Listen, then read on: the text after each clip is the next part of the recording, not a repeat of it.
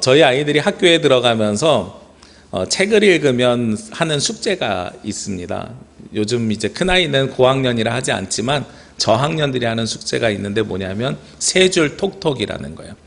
처음엔 그게 뭔지 몰랐어요. 너 오늘 할 거 다 했니? 공부 다 했니? 그러면 세 줄 톡톡만 남았어요 이러는 거예요. 그래서 그 세 줄 톡톡이 뭐니? 하고 물어봤더니 오늘 읽은 책을 세 줄로 요약해서 쓰는 게 세 줄 톡톡이라고 하더라고요.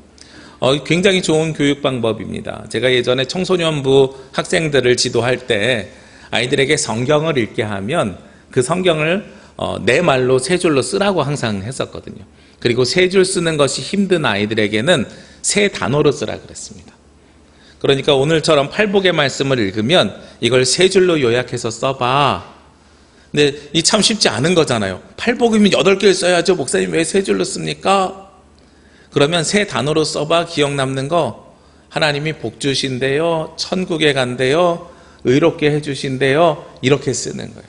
그러면 그 단어들을 이어가면 이게 바로 세 줄 톡톡이 되는 거죠. 교회에서도 말씀을 볼 때 그렇게 보면 되게 좋겠다 싶은 생각이 있었습니다.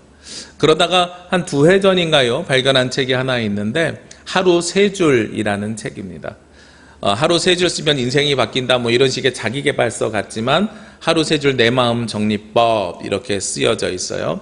사실 저자에 관심이 가서 이 책을 보게 되었습니다.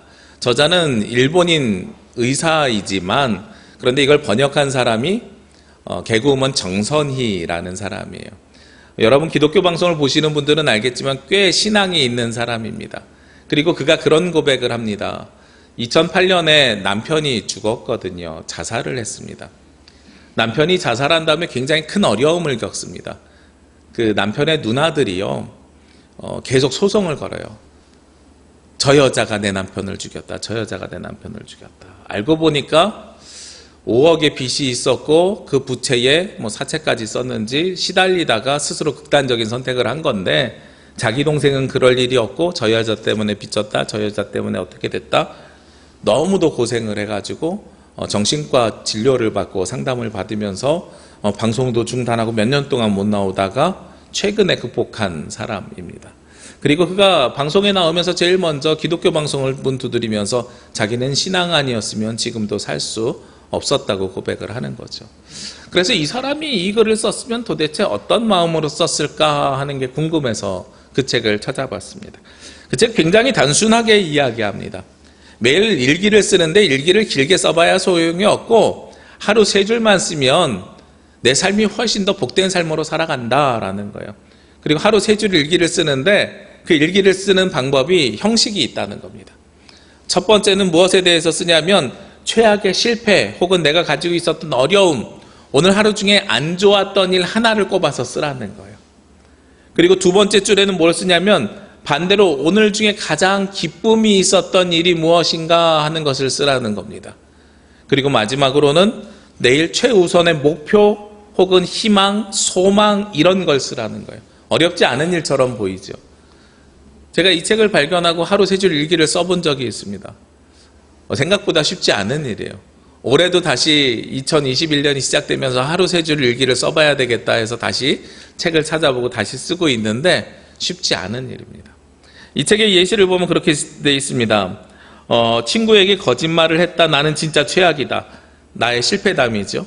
그리고 두 번째로는 난생 처음 홀인원을 했다. 드디어 해냈다. 가장 기뻤던 일입니다. 세 번째는 내일 꼭 6시에 일어나고 말 테다. 별거 아닌 것 같은데 이런 것들을 쓰는 거죠. 또 다른 예는 이런 예가 있습니다. 2, 3일 전부터 몸 상태가 좋지 않다. 특히 이명 때문에 힘들다. 그런데 오랜만에 저녁 식사를 하나도 안 남기고 다 먹었다. 기운이 없어 온종일 집안에 틀어박혀 있었지만 내일은 다시 산책을 시작해야 되겠다. 세 줄이지만 나의 삶을 정확하게 정리하고 그리고 나에게 주신 기쁨을 찾고 그리고 내가 어디로 가야 될지 방향을 잡는 겁니다. 큰 변동이 없고 요즘처럼 집에만 있을 때는요, 이게 참 힘들어요. 제가 최근에 쓴 일기는요, 사실 저희 육지에 계신 저희 가족이 특히 어머니가 코로나19에 감염돼서 병원에 입원하셨다가 지난 주간에 퇴원하셨어요. 동생이 어머니를 간호하다가 같이 감염돼서 또 입원했다 퇴원하셨어요. 아버지는 자가격리 중이세요. 매일 전화 드리는 게 일상이 되는 거죠. 오히려 아무것도 안 하시니까 하실 일이 없잖아요. 전화를 드립니다. 처음에 전화 드렸을 때 3일 지났을 때 5일 지났을 때 딱 일주일 지나니까 아버지 하시는 말씀이 자가격리 이거 힘들어 죽겠다. 집 밖에 한 걸음도 못 나가게 하니까 답답해 미치겠다 그러시는 거예요. 저에게 최악의 상황이라고 하면 그런 상황입니다. 그런데 퇴원하신 것이 최고의 기쁨입니다. 그러면 그 다음에 결단이 어떻게 되겠어요? 앞으로 식구들에게 좀 더 잘해줘야 되겠다. 이렇게 결단이 바뀌는 거잖아요. 어렵지 않은 일입니다만 우리가 이렇게 변화를 이뤄가고 만들어가는 것이 바로 하루 3줄 일기를 쓰는 겁니다. 오늘 하루 아직 안 좋은 일이 일어난 적이 없어서 잘 모르겠습니다. 그런데 저에게 오늘 하루 기쁜 일, 최고의 기쁨을 쓰라 그러면 예배를 함께 드릴 수 있고 여러분들의 얼굴을 뵙고 만나는 것일 겁니다. 그러면 다음에 소망이 기획되는 거죠. 다음 주에는 좀 더 열심히 예배를 준비해야 되겠다. 이 책을 보다 보니까 그런 수기를 쓴 사람들이 있습니다. 내가 음식을 이렇게 많이 먹는지 몰랐다. 혹은 내가 음식을 이렇게 적게 먹는지 몰랐다. 내가 무엇이 최악의 두려움인가를 찾다 보니까요. 큰 어려움이 없을 때는 오늘 청소를 하지 않았어. 난 정말 게으른 사람인가 봐까지 발견하게 된다는 거예요. 그렇게 작은 일들까지도 최악으로 발견되고 나서 오히려 기쁨이 생기더라는 겁니다. 야, 나는 얼마나 행복한 삶을 살아가면 이렇게 최악인 것이 생각보다 적네. 이렇게 바뀌게 되는 거죠. 제가 이 책을 소개시켜드리는 이유는 이 책은 오늘 성경 말씀의 팔복 말씀의 구조랑 너무 닮아있기 때문에 그렇습니다. 사실 이 마태복음 8장 산상수훈이 시작되는 이 팔복의 말씀은요, 8주 동안 설교해도 다 못하는 만큼 굉장히 큰 분량입니다. 제가 기억하기로는 우리 남부교회에서 팔복을 한 주에 하나씩 설교한 적도 있습니다. 그만큼 굉장히 깊이가 있는 말씀이고 심오한 예수 그리스도의 말씀입니다. 오늘 이 말씀의 내용을 전체적으로 보고 싶어서 이 말씀이 본문이 선택된 것이 아니라 오늘은 이 말씀의 구조를 좀 보셨으면 좋겠어요. 이 말씀은 굉장히 동일한 패턴으로 8번 반복이 됩니다. 심령이 가난한 자, 어떠한 사람이 나옵니다. 그리고 그 사람이 복이 있다 하고 말씀이 나옵니다. 그럼 그 복을 얻은 사람들은 복뿐만 아니라 무엇을 얻을 것이다 하는 패턴이 나오는 거죠. 제가 이 말씀을 딱 보면서 그런 생각이 들었어요. 심령이 가난한 자, 나 가난한 사람이야? 하루 3줄 일기에서 나오는 것처럼 첫 번째 줄이 무엇입니까? 나의 최악인 상황. 나 지금 힘든 사람이야. 마음이 힘든 사람이야. 마음이 가난한 사람이야. 그런데 최고의 기쁨이 뭐예요? 하나님께서 복을 주신대요. 그러면 내 삶이 어떻게 바뀌게 됩니까? 천국 하나님 나라가 나의 소망이 되는 거예요. 내일부터는 하나님 나라를 살아갈 수 있어. 이 말씀을 보니까요, 너무 이 하루 3줄 일기 쓰는 사람과 똑같은 구조로 되어 있더란 말이에요. 오늘 여러분들이 어떤 사람입니까? 우리 하루 3줄을 그리스도인으로 바꿔서 써보자고요. 나는 공고한 자로다. 로마서 7장 맨 마지막 절에요. 사도 바울이 오라 나는 공고한 자로다. 나는 영적인 삶을 살기 위해서 노력하지만 내 육신은 게을러서 계속 육적으로 나아가고 있어. 내가 이걸 간격을 좁혀보려고 했더니 절대로 좁힐 수가 없어. 나는 공고한 사람이야. 어쩔 수 없는 사람인가 봐. 자포자기했어요. 그런데 로마서 8장 1절에서요. 죄와 사망에서 생명의 성령의 법으로 너희를 해방하였음이라. 예수 그리스도를 만난 다음에 로마서 8장 뒤에 보면 넉넉히 이기느니라 하면서 말씀이 끝이 나게 됩니다. 이 모든 것들이 이렇게 변화되는 역사를 이뤄가는 거예요. 그렇구나. 그리스도인들이 써야 되는 하루 3줄은 이렇게 정리할 수 있을 것 같아요. 첫 번째 줄은요, 지금의 나의 상황입니다. 지금 내가 코로나 때문에 집 밖에 못 나가니까 너무 마음이 답답해, 우울해, 힘들어. 사람을 나는 많이 만나야 되는 사람인데 못 만나니까 외로워. 이런 것들이 첫 번째 줄에 쓰여져야 되는 오늘 하루의 일기겠지요. 혹은 사업을 하는데 사업이 잘 되지 않아. 이 유동인구가 없으니까 내가 갖고 있는 사업체가 운영되지 않아. 여러 가지들이 이렇게 첫 줄에 쓰여질 수 있죠. 그런데 그 가운데서 내가 오늘 성경을 읽다가, 우리 요즘 신약 통독하잖아요. 너무 감사한 거는요, 여러분들이 그 댓글 달아주시는 게 저는 댓글이 왜 힘이 되는지 알았어요.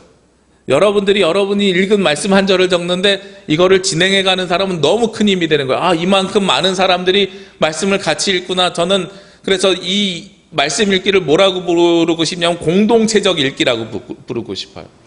서로 각자 떨어져서 읽지만 오늘 우리가 같은 말씀을 읽는 사람들이 이렇게 많아? 우리가 하나의 공동체임을 집에서 말씀을 읽지만 느낄 수 있는 거예요. 그 가운데서 그 읽은 말씀 가운데서 한 절 만난 말씀이에요. 두 번째 줄에 난 오늘 이 말씀 만났어요. 심령이 가난한 자는 복이 있나니 천국에 그들이 것임이야 라는 말씀을 만났어요.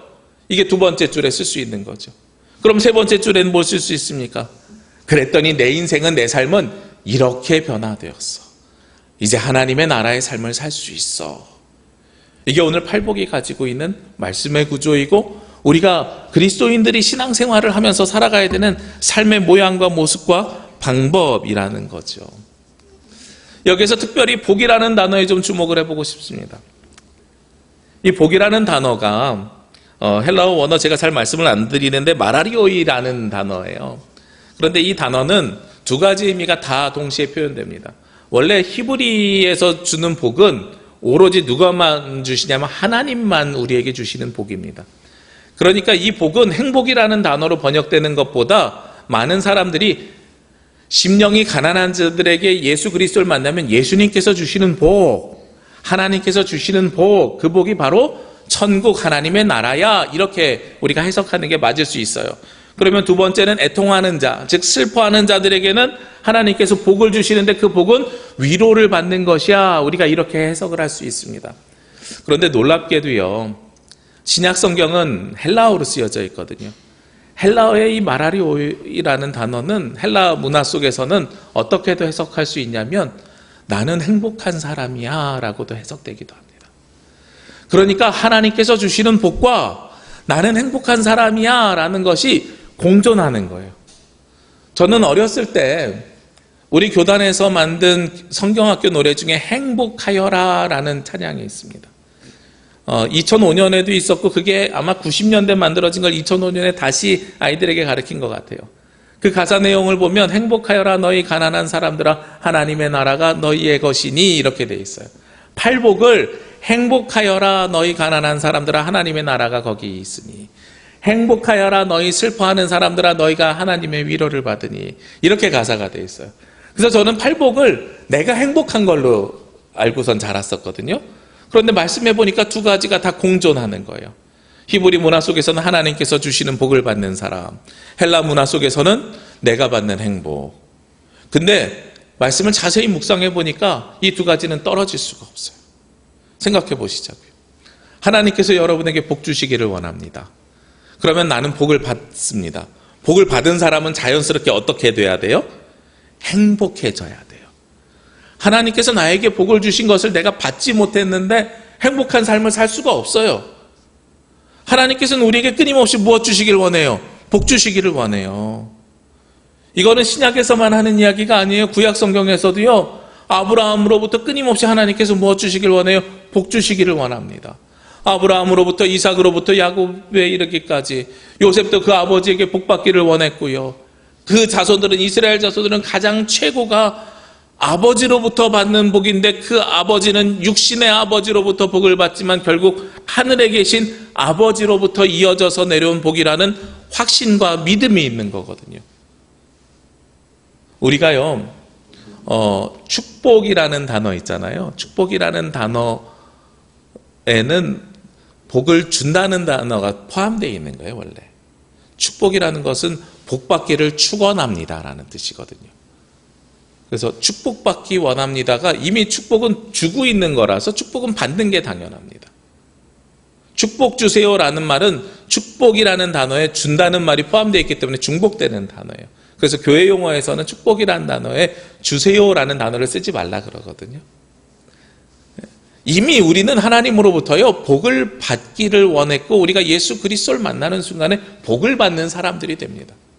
제가 기복적인 설교를 좋아하진 않지만 이건 분명한 사실이기 때문에 분명히 여러분에게 드리고 싶은 말씀입니다. 기복적이라는 것은 헌금을 많이 하면 복을 많이 받는다, 헌신을 많이 하면 복을 많이 받는다, 이게 기복적인 거고요. 하나님께서 복 주시는 건 당연한 사실이라는 거예요. 그런데 우리는 하나님으로부터 복 받은 사람인데 왜 행복을 누리지 못할까? 왜 행복을 누리지 못할까? 첫 번째는요, 하나님께서 나에게 복 주신다는 걸 때때로 망각하고 살기 때문에 그래요. 하나님께서 나에게 복 주신다는 걸 언제 알게 되냐면 가난하게 되었을 때 비로소 알게 되는 거예요. 예배가 없어진 다음에 예배 드리는 것이 행복한 줄 알게 되는 것처럼, 함께 모이지 못한 다음에 모이는 것이 행복하게 되는 것처럼, 우리가 자유롭게 활동할 수 있는 거리두기가 끝나야 자유롭게 활동하는 것이 행복하다는 걸 알 수 있는 것처럼, 우리가 평상시에 하나님께서 우리에게 복 주시는 것을 망각하고 살아가기 때문에 그렇습니다. 그러니까 이 세 줄의 패턴이 다시 보이지요. 우리가 지금의 상황을 쳐다봐야 돼요. 나의 지금의 상황을 쳐다봐야 이런 상황 속에서도 하나님께서 나에게 복 주시는 분이구나 하는 걸 알게 되죠. 그리고 이 복을 누리면서 살아가는 것. 심령이 가난한 자가 복을 받은 다음에 하나님 나라를 소망하면서 살아가면 그때부터 이 사람은 어떻게 바뀌어요? 가난한 사람이 아니라 부유한 자로 바뀌고, 하나님 나라가 우리의 것이고 땅을 기업으로 받고 위로를 받고 배부르게 될 것이고, 이렇게 되니까 내가 그때부터는 행복한 삶을 살아갈 수 있게 되는 겁니다. 복을 자각하는 방법이요, 지금의 나의 모습을 고백하는 거예요. 그래서 우리 그리스도인들은 나의 삶을 되돌아보는 것, 이것이 회개일 수도 있고 때로는 감사일 수도 있습니다. 내가 잘못한 일이 있을 땐 회개로 하나님 앞에 내 상황을 고백하고요, 내가 하나님께서 주신 삶의 감사로 하나님 앞에 고백할 수도 있습니다. 회개가 되면 예수 그리스도를 만나서 죄사함을 받는 것에 행복해하면 되고요, 감사하고 있으면 예수 그리스도를 만났기 때문에 감사한 삶을 살기에 행복해 하시면 됩니다. 그래서 우리는 행복해 할 수 있는 겁니다. 그리고 여기서 한 가지를 더 나가시자고요. 그냥 하나님께서 우리에게 복을 주시기를 원했고 우리가 복 받는 사람이어서 행복합니다 해서 끝나는 것이 아니라 한 단계 더 나가면 우리는 복을 주는 사람이 되어야 됩니다. 사도행전의 말씀에 보면은요, 20장 35절에 이런 말씀이 있습니다. 범사에 여러분에게 모범을 보여준 바와 같이 수고하여 약한 사람을 돕고 또 주 예수께서 친히 말씀하시는 바, 여기부터 중요합니다. 주는 것이 받는 것보다 복이 있다 하심을 기억하여야 할 것이다. 사도 바울이 사도행전 20장이면 우리 통독 같이 하시는 분들은 알겠지만 에베소 교회에서 고별 설교를 하면서 떠나는 장면입니다. 떠나면서 에베소 교회에다가 뭐라고 권면을 하냐면 주는 것이 받는 것보다 복이 있다. 그런데 그러면서 그냥 무턱대고 주라고 하는 게 아니에요. 우리의 삶은 누구처럼 살아가야 되기 때문에 35절의 시작이 뭐라고요? 범사에 여러분에게 모본을 보여준 것 같이. 모범이 아니라 모본이에요. 내가 본을 보여준 것과 같이 우리는 누구를 본받아 살아야 돼요? 예수 그리스도를 본받아 살아야죠. 예수님을 만난 자가 복이 있고 예수님을 본받아 살아가는 사람이 복이 있는 겁니다. 그런데 예수님을 본받아 살아가려고 해보니까 예수님이 어떻게 살아가셨어요? 복을 예수님은 받으면서 살아가신 것이 아니라 예수님은 복을 주시면서 살아가셨습니다. 제가 그러면서 이 팔복을 다시 보게 됐어요. 팔복이 5장 3절에 시작할 때는 심령이 가난한 자, 애통하는 자, 내 이야기 같은 거예요. 그런데 그 뒤에 말씀을 보면 점차적으로 이게 점증법처럼 커집니다. 온유한 자, 내 성품이 바뀌어요. 의에 줄이고 목마른 자, 무엇을 바라보기 시작합니까? 세상을 바라보기 시작합니다. 정의를 바라보고 공의를 바라보기 시작합니다. 긍휼히 여기는 자, 다른 사람이 가난해하고 아파하고 슬퍼하는 것을 안쓰러워하는 마음이 생기는 게 긍휼히 여기는 자거든요. 그리고 마음이 청결하게 되면서 화평하게 돼요. 싸우는 사람들을 평화로 이루어갑니다. 의를 위해서 박해받는 자, 다른 사람들이 박해받고 있으면 그 사람들을 위해서 헌신하는 사람으로 바뀝니다. 팔복의 말씀이 이런 거구나. 나로부터 시작되는데 세상으로 확장돼 가는 거예요. 우리의 삶이. 받는 것보다 주는 삶으로 변화가 되는 겁니다. 맨 마지막 8번째 복은 무엇입니까? 나로 말미암아 너희를 욕하고 박해하고 거짓으로 너희를 거슬러. 맨 마지막에 살아가는 사람은 무엇을 위해서 살아가는 사람이에요? 예수 그리스도를 위해서. 복음을 위해서 핍박받는 사람들은 오히려 복이 있다 하고 말씀하는 거죠. 가난한 내 영혼을 채워주는 것이 복이 아니라 내가 예수 그리스도를 닮으려고 하는 것이 복이고, 내가 처음에는 이 복을 받는 것인 줄 알았더니 이 복이 나에게 들어와서 다른 사람들에게 나눠지면 그것이 나에게 더 큰 복이 되는 것이구나. 그래서 우리는 행복할 수 있구나 하고 말씀이 기록되어 있는 거죠. 제가 이번 주부터 오늘 이 행복에 대한 말씀을 드리잖아요. 주보에 보시면 오른쪽 면에 행복 연습이라는 책을 제가 소개했습니다. 제가 지난 연말에 이 책을 읽고 마음에 울림이 좀 있었어요. 지금과 같은 때 이런 위로의 말씀이 전해지는 것이 참 좋겠다. 그리고 맥스 루케이도라는 제가 굉장히 좋아하는 미국 목사님이면서 소설가이면서 작가이신데, 이분이 쓴 책입니다. 이분이 행복을 연습할 수 있다라고 이야기하면서요, 이 행복 연습이라는 책을 쓰신 거예요. 그러면서 제가 이 책을 보다가 보니까 행복을 어떻게 연습할 수 있는가 봤더니 이 맥스 루케이도는 10가지 아이디어를 제시해요. 서로 땡땡 하라라고 제시를 합니다. 그러면서 주보의 오른쪽에 보면 서로 섬겨라, 격려해라, 뭐 해라 하면서 10가지가 있잖아요. 그래서 제가 여기서 아이디어를 얻어서 우리가 10주 동안 이 말씀을 가지고 함께 행복을 연습했으면 좋겠다 하는 생각을 해보게 됐습니다. 그러면서 이 맥스 루케이도는 그 책에 뭐라고 기록을 해놨냐면, 우리는 행복으로 가는 정문으로 가기를 원하는데 그 정문에는 뭐라고 쓰여 있냐면 소유하면 행복하다라고 쓰여 있다는 거예요. 근데 사실 우리가 가야 되는 건 예수 그리스도를 따라가려면 정문, 큰 문이 아니라 좁은 길, 좁은 문을 가야 되는데, 그 좁은 문에는 뭐라고 쓰여 있냐면 나눠주는 것이 행복하다라고 쓰여 있다고 기록하고 있어요. 그러면서 나눠주는 것을 연습하는 방법, 신약 성경에 나와 있는 약 50여 가지의 서로 뭐뭐 하나 중에 10가지를 한번 실천해 보자, 이렇게 돼 있어요. 저는 사실 이 책을 읽으면서 서로 땡땡 하라, 그러면서 우리 신약 통독을 지금 하고 있잖아요. 그 단어를 찾는 게 너무 재미있는 거예요. 그러면서 10가지 아이디어를 얻어서 한번 찾아봤어요. 아마 이번 주일부터 이번 주일에 이 행복 연습을 시작합시다라는 말씀을 전하면 다음 주부터 우리가 어떻게 행복할 수 있는지를 연습할 겁니다. 여기에서 서로 땡땡 하라라는 것이 무슨 의미냐면, 영어에 보면 each other예요. 서로 뭐뭐 한다라는 건 우리나라 사람들 생각 속에서는 어떤 것이 좀 더 강하냐면 공동체, 우리 함께 모두가 더 강합니다. 그런데 사실은 영미 문화권 혹은 이 헬라 문화권의 사람들은 그것보다 내가 너에게라는 1대1의 개념이 좀 더 강해요. 우리 그리스도인들이 내가 상대방에게, 지금 내 앞에 있는 사람들에게 어떻게 함을 통해서 내가 행복해질 수 있을까 하는 것을 한번 찾아보자는 거예요. 멀리 가지 말고 가까운 데서부터 찾아보자는 겁니다. 행복은요, 하나님께서 주시는 복을 누리면서 살아가는 것이 행복이지만, 동시에 그 복을 누리는 것에서 끝나는 것이 아니라 예수님처럼 따라 살아가는 것이 더 큰 행복이 됩니다. 마지막으로 저는 오늘 이 팔복의 말씀을 결론을 내라 그러면, 요약하라 그러면 그 다음에 나와 있는 사실 13절, 14절 말씀으로 요약할 수 있다고 생각을 합니다. 보통 많은 사람들이 팔복의 말씀과 마태복음 바로 뒤에 나와 있는 13절, 14절, 15절 말씀이 분리되어 있는 것으로 착각하기가 쉬워요. 왜냐하면 문장의 형식이 다르기 때문에 그래요. 앞에는 뭐뭐한 사람들아 너희는 복받을 것이고 그리하면 무엇을 얻을 것이다 이렇게 되어 있는데, 여기에는 바로 명령문이 나오거든요. 너희는 소금이다 이렇게 이야기를 해요. 제가 지난주에도 말씀드렸습니다만 우리는 빛과 소금이라고 발음을 하지만 관용적으로 사용하지만 실제로는 무엇이 먼저라고 되어 있어요? 소금이 먼저예요. 우리 한국 사람들은 빛을 너무 좋아해요. 나를 드러내고 우리 교회를 드러내고 우리의 신앙을 드러내는 것을 너무 좋아합니다.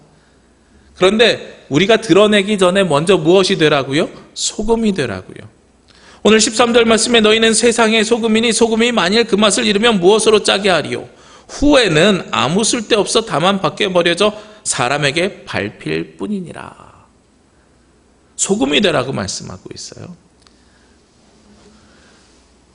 팔복의 말씀 속에서 너희 가난한 사람들아, 심령이 가난한 자들아, 나중에는 예수 그리스도를 위해서 박해받는 사람들이 될 때까지는 우리가 무엇을 해야 되냐면 소금의 역할을 감당해야 돼요. 온유한 자가 돼야 되고요, 의에 줄이고 목마른 자가 돼야 되고요, 그리고 마음이 청결한 자가 되어야 되고요. 화평하게 하는 자가 되어야 되고요. 의를 위해서 박해받는 자들이 되어야 되는 겁니다.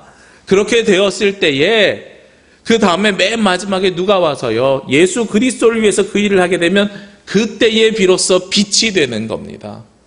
소금이 음식에 들어갔을 땐 처음부터 짠맛을 내는데 우리가 그 맛을 느낄 때까지는 알 수가 없어요. 그리고 그 짠맛도 넣자마자 됩니까? 아니에요. 우러나야 돼요. 맨 마지막에 우리가 그 진 맛은 맨 마지막에 느끼게 되는 겁니다. 간이 맞는지 틀리는지. 그렇기 때문에요, 우리가 먼저 해야 되는 일이 무엇이냐? 소금이 되는 일입니다. 예수 그리스도를 만난 사람들은 소금이 되어야 됩니다. 우리가 이게 바로 행복해지는 방법이에요. 저는 지난 성탄절을 통해서 우리 성도님들이 충분히 거기에 대한 마음과 준비와 이런 열려져 있는 그리스도의 마음을 품고 계시다는 걸 확인하였습니다. 우리 지난 성탄절에 함께 모이진 못했지만 성탄 헌금을 어려운 교회 목회자들을 돕겠습니다라 그랬더니 깜짝 놀랐어요. 평상시에 2배 정도 됐어요. 온라인으로 예배를 드리면 교회가 사실 재정적으로 많이 힘들어집니다. 온라인으로 헌금하시는 분들의 비율이 확 줄어들기 때문에 교회가 쉽지는 않습니다. 한 달 운영하는 운영비하고 플러스 마이너스 하면 마이너스가 될 수밖에 없는 구조를 가지고 있어요. 그런데 감사하게도 지난해 우리가 예정한 예산은 달성하지 못했지만 마이너스는 되지 않았던 이유가, 그래도 우리 성도님들이 교회 오실 때 늦게라도 많이 하나님하고 약속하신 부분들을 이렇게 지켜주셨기 때문에 저는 가능해졌으리라고 생각을 하는데, 그래서 참 작년에 힘든 상황 속에서도, 어려운 상황 속에서도 그래서 헌금이 줄 거라고 생각을 하고 주는 것이 당연하다고 생각을 했는데, 그럼에도 나보다 어려운 분들을 돕겠습니다라는 것에 선뜻 자신의 것들을 내어주시는 모습을 보면서, 우리 성도님들은 참 성숙한 신앙을 가지고 있구나. 복이라는 것이 내가 받는 데서 끝나는 것이 아니라 주는 것이 축복이고 행복임을 기억하시는 분들이구나 하는 것을 잘 알게 됐어요. 지난 주간에 제주노회 목사님들이랑 모일 수 없기 때문에 이제 임원회를 하는데요, 몇 분만 따로 모여서 임원들만 5명 이내로 모여서 회의를 진행했습니다. 회의를 하면서 한 분이 그런 말씀을 하시는 거예요. 노회에다가 보고서를 낼 때 교회 상황을 보고 해야 되거든요. 우리 교회 지난 한 해 특이사항이 있을 수 있는 게 뭐 있어요? 야외 예배도 못 가고 아무것도 못 했는데요, 밥도 못 먹는데요. 특이사항 보고하는 걸 올해는 뺍시다 이러시더라고요. 어떤 분들이 보고할 수 있는 게 없으니까 이거 괜히 해봐야 서로 상처만 받고 빈칸 보면서 서로 속상하니까 뺍시다. 그랬더니 한쪽에 계신 분이 그래도 우리 교회는 헌금 가지고 어느 교회도 돕고 어느 교회도 돕고 어느 교회도 도왔는데 이런 거 써야 되는 거 아닙니까? 또 이렇게 이야기를 하시는 거예요. 제 마음속에 살짝 갈등이 생겼어요. 왜냐하면 제가 거기서 한마디 하면, 지금 부노회장이라 1대1로 팽팽할 때 한 사람은 뺍시다, 한 사람은 넣읍시다, 제가 한마디 하면 그쪽으로 가야 되는 거잖아요. 우리 교회도 어려운 교회 목회자들 도왔는데 이걸 좀 티를 내야 되나 말아야 되나 고민 좀 하고 있었어요. 그리고 결론 내지 않고 조금 더 기도해보고 결정합시다 하고선 나오기는 했는데, 지금도 고민이 됩니다. 이걸 드러내는 것이 좋은가, 드러내지 않는 것이 좋은가. 그런데 우리가 드러내고 안 드러내고 하고 상관없이요, 이미 여러분들의 손길을 받은 목사님들은 얼마나 감사해야 하시는지 몰라요.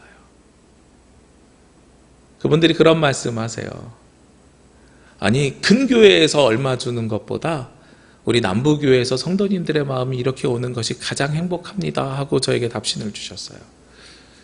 얼마나 감사한 일인지, 우리가 그렇게 할 수 있는 것이 얼마나 행복한 일인지를 다시 한번 깨닫는 기회가 되었습니다. 그렇습니다. 우리가 행복은요, 내가 만족하는 것이 행복이 아니라 서로 행복하는 것이 행복입니다. 지금처럼 어려울 때에 나뿐만 아니라 내 옆에 있는 사람과 함께 손을 잡아서 같이 행복하게 되어야 됩니다. 우리 함께 행복해지자고요. 그러기 위해서는 오늘 팔복의 말씀처럼 우리의 삶을, 내 삶을 정확하게 보고 예수님을 만난 다음에 그리스도로 인한 소망을 품으시기를 원합니다. 그리고 그 소망이 행복으로 가는 정문처럼 내가 가지고 있는 소유의 소망이 아니라 행복으로 가는 좁은 문처럼 나로 인해서 누군가에게 전달되고 증거되고 흘러넘치는 행복이 되시기를 원합니다. 행복은 충만한 사람들만이 나눠줄 수 있습니다. 여러분들이 하나님의 복을 충분히 받으시고 행복을 누리시고 그 행복을 누리며 나눠주시는 저와 여러분이 되시기를 주의 이름으로 기도합니다. 기도드리겠습니다. 거룩하시고 은혜로우신 아버지 하나님, 이 시간 주님 앞에 나와 예배하며 찬양하며 경배할 수 있도록 인도하시고 다시 함께 모여 예배할 수 있는 은혜를 허락하여 주심에 감사를 드립니다. 저희들 2021년 여호와께로 돌아가며 진리와 사랑으로 살아가기 위해서 먼저 행복해지기를 원합니다. 하나님께서 주시는 복을 받아 그 복을 나눠주는 행복한 삶을 살아가는 주의 자녀들이 되게 하여 주옵소서. 나의 행복을 쫓아 사는 것이 아니라 함께 행복해지기 위해 살아가는 그리스도인들이 되게 하여 주시옵소서. 이 모든 말씀 예수님의 이름으로 기도합니다. 아멘.